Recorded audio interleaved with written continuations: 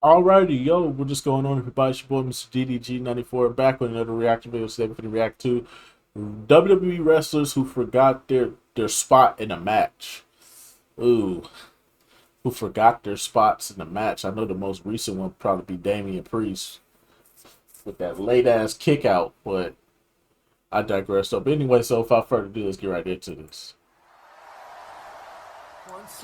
Is his son? Wrestlers will usually have spots planned out for their match, but if anything gets forgotten, stuff can get botched or break down entirely. Go to punch him, Steph's behind him. I gotta punch, but he's got to duck the punch, and I'm gonna hit Steph, and like he can see me rearing up, but he's just looking at me like I know he is not ducking. I grab him by the neck and I pull him out of the way. Today we'll be looking at matches where this occurred, and we'll also highlight matches that featured missed cues and late timing. So the finish was supposed to be the second rock bottom, and Earl thought the second one was the first. The Rock was pissed.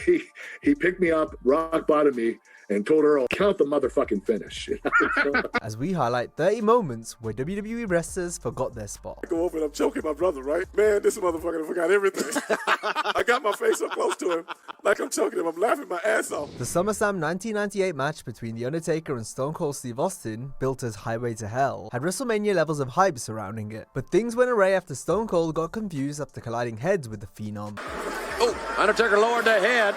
He just flashed me, but I was out. From that point on, Steve couldn't remember the rest of the match. And I was laying on my back looking up at Earl in the lights, and I said, "Where am I?" Earl started laughing. It was on pay-per-view. Taker has said that the famous leg drop on the announce table was something they planned, but would only do so if he and Austin felt the match needed it. So given how the concussion threw a big spanner in the works, the two men deemed it necessary to bust out the leg drop through the table, since the match hadn't gone as smoothly as they'd hoped.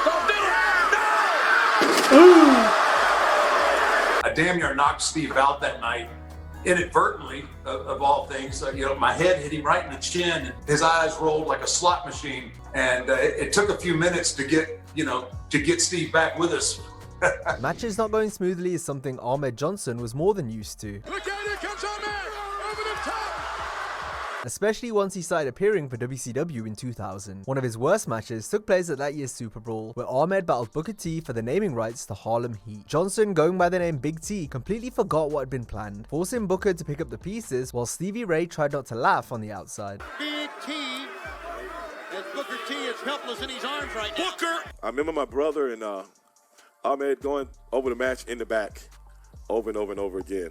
He went to shoot my brother in on a reversal. Or my brother shot him in on a reverse and just held him. I go over and I'm choking my brother, right? My brother said, "Man, this motherfucker forgot everything." I got my face up close to him, like I'm choking him. I'm laughing my ass off. Stevie Ray did nothing to help his brother or tag partner in our last entry. But next we have a wrestler who forgot part of a spot only to be saved by their partner. It happened on the Sunday Night Heat pre-show to WrestleMania 18, where Lance Storm teamed with Mr. Perfect to take on a team featuring Rikishi. During his entrance, Mr. Perfect placed a towel in the left corner, which was important because the towel was to play a role in a big spot planned later. Perfect was supposed to use it to counter Rikishi's stink face. The problem, as revealed by Lance Storm, was that they set up the move in the wrong corner relative to where the towel was. This meant Lance had to quickly retrieve the towel and hand it to Perfect so he had it in time to block Rikishi's stink face. When his butt starts beeping, he's back. That's the smartest thing I've ever seen. In the moments we've shown so far, you might not have realized something went wrong unless we pointed it out. But anyone watching Muhammad Hassan's match with Chris Benoit from the February 28, 2005 Monday Night Raw will have realized the finish got completely messed up. Hassan was meant to hit Benoit with the ring bell as Chris came down with the headbutt. This would have presumably given Hassan, who was undefeated at the time, the victory. The problem was Hassan forgot to turn over in time, meaning the Rabid Wolverine simply hit his opponent with a regular diving headbutt, only for Chris to sell as if he actually got hit with a bell like was planned. Look out! Oh, Benoit's head!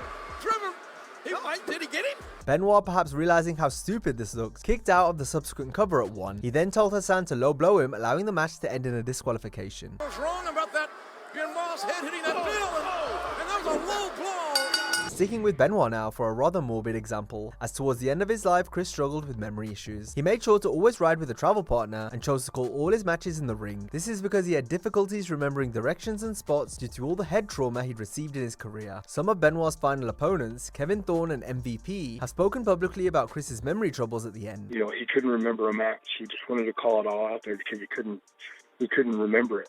Mentally, he couldn't do it, knowing the way that he was at the restaurant and he asked what I was going to order, and he ordered the exact same thing because he like the menu just wasn't there for him. I also remember lots of times when Chris and I were in the ring and he would completely black out. He couldn't remember things, and it would happen all the time. During that period, Benoit would have also been relying on referees giving him information. For most of his run, Earl Hebner was the WWE's most senior ref, but he still had some screw-ups from time to time, such as the June 2nd, 2003 main event of Monday Night Raw. Triple H looked to have pedigreed the Hurricane to finish the match, allowing Randy Orton to make the cover, but Hebner didn't count the 3, likely forgetting this was the finish. And Orton's hooked the leg. Is the shoulder up? Come on, ref! Earl tried to make it look like Hurricane got the shoulder up, despite clearly not doing so. Did he get the win or what? What happened? I don't have a damn clue what that call was. Realizing he'd made a mistake, Hebner simply called for the bell as the crowd watched on in confusion, eventually starting a BS chant. Meanwhile, JR and King lambasted Earl's decision on commentary, as the show's ending fell flat due to the botch. That was a bad call or an indecisive call. We got to call it like it is. And the crowd doesn't like it. Hebner effed up even worse 2 years prior during the Rock and Kurt Angle's WWF title match at No Way Out 2001. This time, Earl claimed that Angle kicked out of the rock bottom. The television audience didn't have the best view of Kurt's shoulders, but that didn't matter because the fans' reaction told the whole story.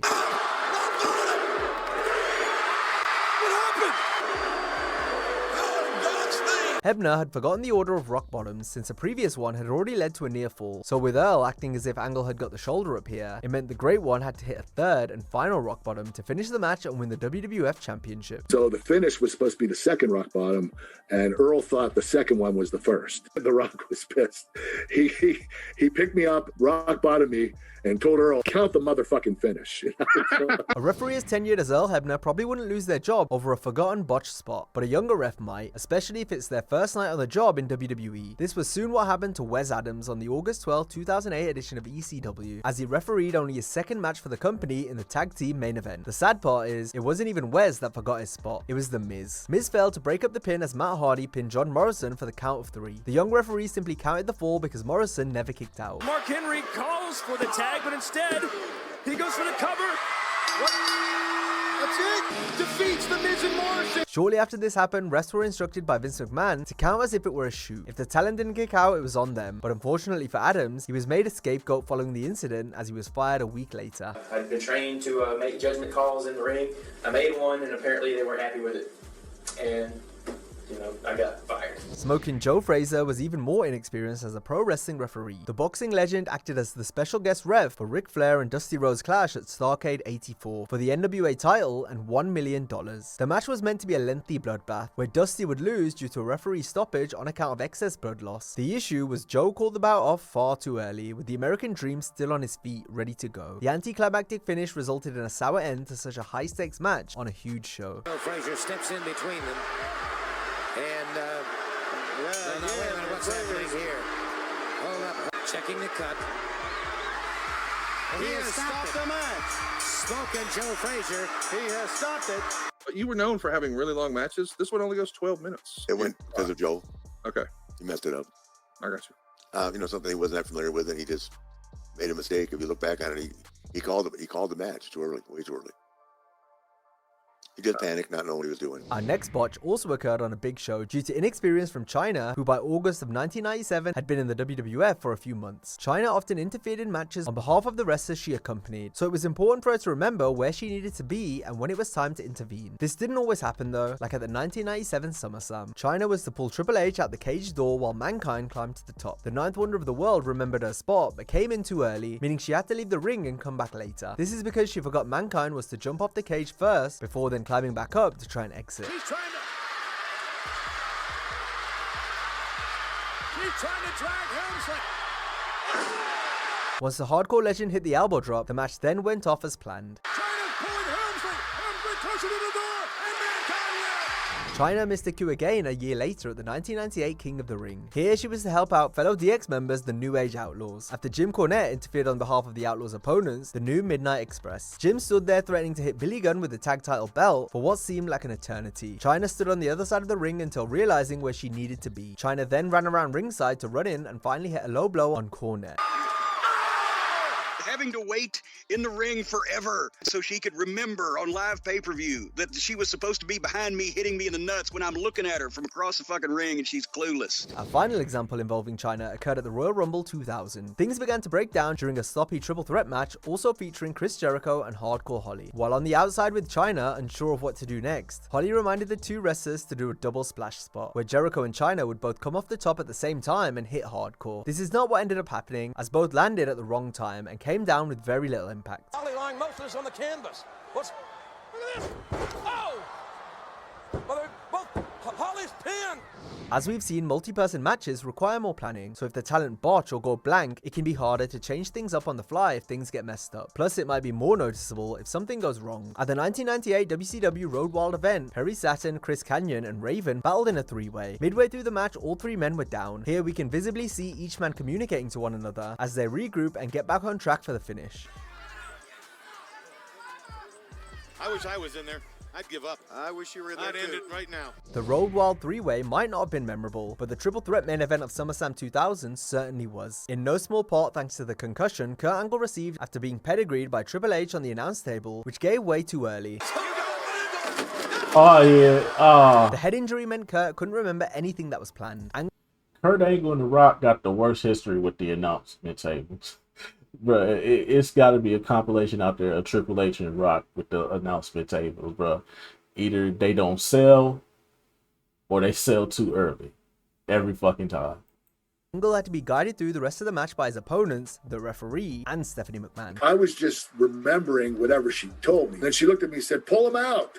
So I pulled him out. She looked at me again and said, throw him into the steps. Your Olympic hero sadly suffered a horrible, horrible concussion.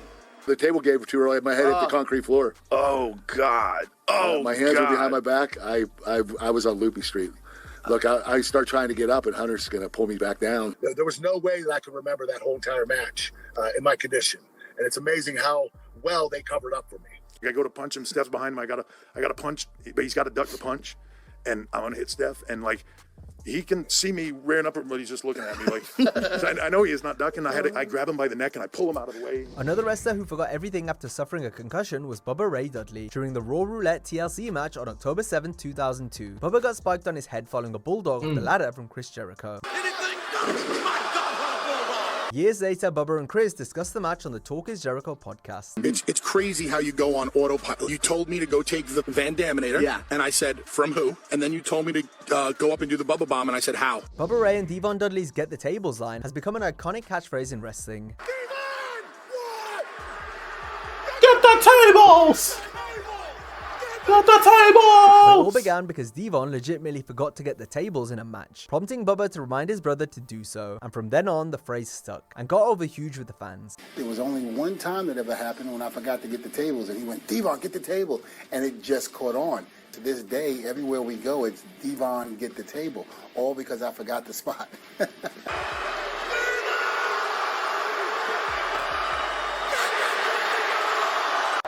going to go through the table?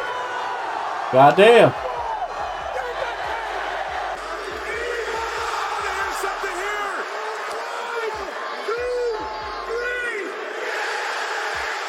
The Dudley Boys' opponent was the one who went blank in this next example. It was during an 8-man tag team tables match on the February 8, 2016 edition of Raw. Big E was supposed to take a 3D through a table from the Dudleys following an enziguri from Jimmy Uso. E, however, rolled out of the ring, forcing Bubba to call him back in so they could carry out the finish.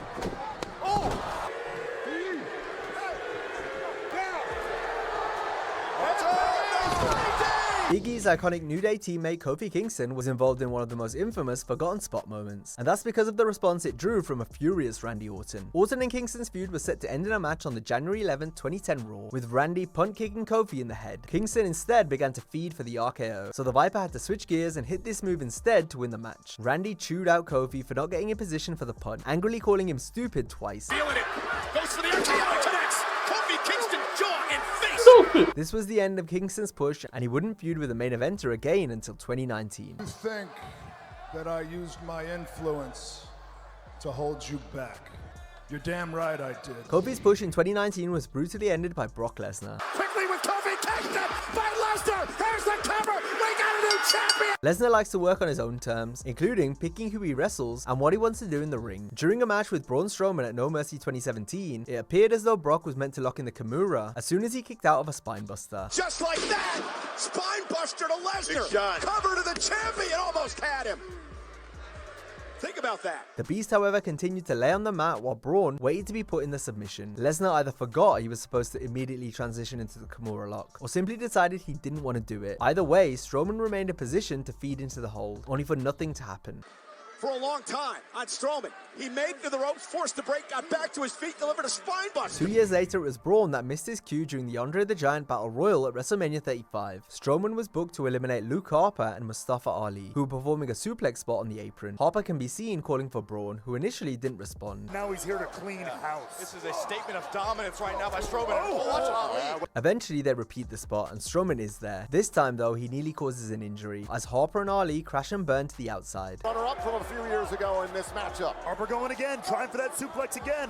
Oh, Strowman got them both right in front of us. One of the biggest botches in WrestleMania history was Papa Shango's late interference during the final pin in the main event between Hulk Hogan and Psycho Sid at Mania 8. This botch forced Sid to kick out of Hogan's signature leg drop, becoming the first wrestler in WWF to do so, as the match ended in an awkward disqualification. For many years, fans believe Papa Shango missed his cue, but this is not the case, as Shango got a late cue from those in the gorilla position, meaning it was whoever directed Shango that botched and missed their cue. I'm sitting there like a track star waiting to go, and then all of a sudden he goes, oh, go, go, go. They gave me a late cue. Another missed or botched cue that ruined the finish of a match took place at In Your House Mind Games in 1997. Mankind and Shawn Michaels had just worked in a 5-star classic until Vader was booked to run down and interrupt the final pin, leading to a disqualification. Hey, Ram! Sweet chin music! Into the ring! A cover here! Vader either got a late cue or was just too slow getting to the ring, because Michaels had to abandon the cover to start brawling with the Mastodon.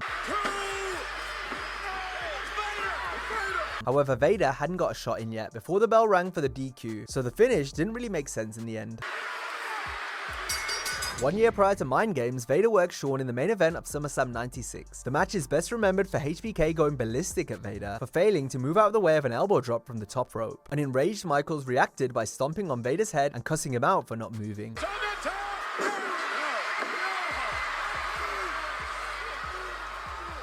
This was peak petulant child tamper-throwing 90s Shawn. Jim Cornette said it best. Well, Shawn Michaels is still the single most talented athlete in wrestling today inside the ring. But outside, he's an adolescent, obnoxious jerk who takes his tights and goes home if he doesn't get his way. If you found God, that's generally because I've noticed people in this business that find God do so when everybody else hates him so bad they won't speak to him. Vader was one of the numerous big men WWE missed the boat with. The jury is still out on whether Omos will be added to the list of names. One of his most notable botches occurred after the 7-footer began working as a singles star in WWE.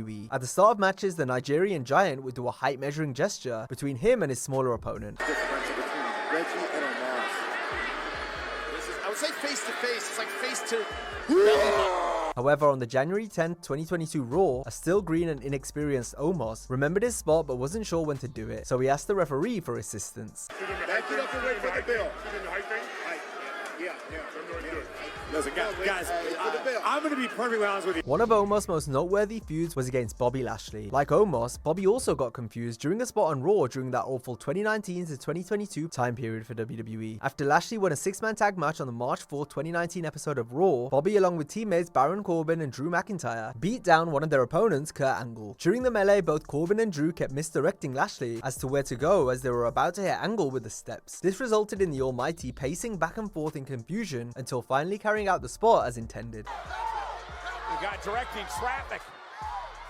And now Lashley and McIntyre driving over the steps. Bobby previously missed his spot during a mixed match challenge tag bout on October 16, 2018. Lashley teamed with Mickie James to take on the team of Bobby Roode and Natalya. Bobby was late coming in to interrupt Mickie and Natalya arguing, which forced Roode to yell out "now" and his opponent's name multiple times until Lashley finally intervened.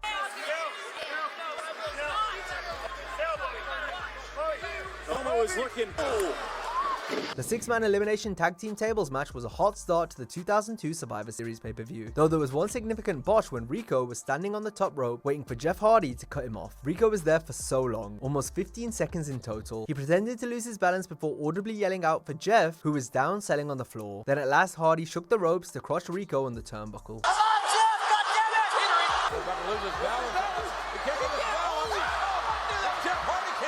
That match was infamous because Jeff was late to push you. Talk us Oh, through it. is that where you yelled out, Jeff? God damn it! Yes. God damn it, Jeff! Yes. Survivor Series 1998 also had a memorable botch. It went down during Stone Cold Steve Austin's match with Mankind. The Big Boss Man was to run in and cost Austin the match courtesy of a chair shot to the head. The Boss Man wasn't there since he was in the back talking to The Undertaker. I can't believe it! What are we seeing? There's no... Well, there is a referee! Therefore, the higher-ups sent Gerald Briscoe down to screw Steve, which may have been the first time Briscoe ever swung a chair in his life.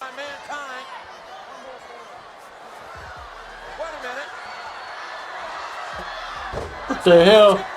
The Texas The hell Rattlesnake was was that? mad as a hornet when he got backstage, cussing up a storm and chewing Bossman out for missing his cue. Not to mention the awful chair shot Steve had to sell for. He missed his fucking cue. He was in the dressing room talking to The Undertaker. And I love Ray Traylor to death, God rest his soul, but I cussed that motherfucker up and down and just lit into his ass. As you should. Pause, no diddy. At SummerSlam 92. He forgot the entire match. That's because he was up all night smoking crack with Jim Neidhart. Quite the preparation for the biggest match of your career, main eventing the biggest show in UK history. There were 80,000 tickets in less than 11 hours, and that broke the British Telecom phone. His opponent on the night, Bret Hart, guided Bulldog through the entire match, which is saying something given how incapacitated the Bulldog was, given how incredible the contest ended up being. The first 30 seconds of the match, Davey went blank. So I think I had him in a rear chin lock. He goes on blank. I lost him. And he almost panicked. Bulldog, unfortunately, sat home all summer. Partied a lot.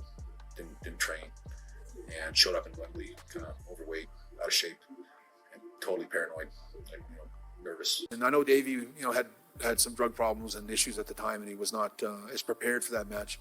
But I don't want anyone to ever think that that Davey didn't give 100% in that match. The final moments of the 2018 Royal Rumble match is remembered for John Cena screaming at the top of his lungs for Shinsuke Nakamura. This is because Nakamura and Finn Balor were meant to attack Cena during his standoff with Roman Reigns. John and Roman stared each other down for ages, prompting Cena to scream Shinsuke's name. Balor and Nakamura could have missed their cue here since the stare down lasted forever. Cena could have also called an audible to make the two come in early since the fans were raining down boos and you both suck chants to Cena and Roman. That WrestleMania moment once again. Of the WWE fans here in Philadelphia. Rey Mysterio and Eddie Guerrero's rivalry in 2005 is one of the best ever of their respective careers. However, during their infamous SummerSlam 2005 custody of Dominic ladder match, there was a spot that didn't quite go to plan. Near the end of the match, Guerrero had Mysterio trapped underneath the ladder while taunting Rey as he was inches away from winning. Eddie's wife Vicky was supposed to run down the ring and push her husband up the ladder. This didn't happen, however. Vicky missed her cue and Eddie was awkwardly standing on the top of the ladder, holding the briefcase and struggling to unhook it, very obviously stalling time for Vicky. With Vicky nowhere to be found, Guerrero and Mysterio had to improvise. Guerrero falls to the mat frustrated, and he screams, "Where the fuck was Vicky? God damn it." The two luchadors then improvised some more before Eddie Guerrero delivered his signature Three Amigos and attempted the spot once again. This time Vicky shows up and pushes Eddie up the ladder. Rey Mysterio then climbs and wins the match and custody of his son Dominic. Now if you enjoyed this video, be sure to check out a similar video of 10 WWE wrestlers who destroyed their career with one mistake. Hope you have a great Alrighty, let's just go about do it for this one. I'll see y'all in the next video. Till then, peace out.